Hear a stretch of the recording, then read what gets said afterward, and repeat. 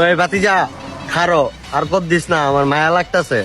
হুন একটা কথা কই, শুটিং করেন হ্যাঁ, ডাব কাটুন আপনার জিগা কাটুন, আবার গেলাম এমনি দিমু কুপটা। ভাতিজা একটা কথা কই হুন, তুই আমার একটা কোপ দে, কোনো সমস্যা নাই, কিন্তু ডাবটা একটাও কোপ দিস না।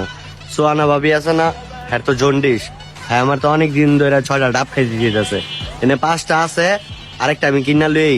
ছোট ভাই দে। না ভাই এটা আমি বাইতে গিয়ে খাম। ওই ভাতিজা দে। কাকা দেখেন আমার চোখের দিকে চেয়ে আমার জন্ডিস কত ঢুক, আমি যদি না খাই 3টা আমি জন্ডিস কত করে যাবো। আর আপনি আছেন ভাবির লেখা নিতে, এত কষ্ট করে পারছি। বেড়া ইমোশন বুঝোস না, বেটি যদি মরে যায়গা আমিও তো ফিট হয়ে যাবো গা। ভাতিজা দিয়া দে। যাও কইছিলাম আপনার একটা ডাব আনাম খামু, হ্যাঁ এটা আপনি বুঝেন না, আপনার আমি আর খামু না। ওই হাই জামুগা।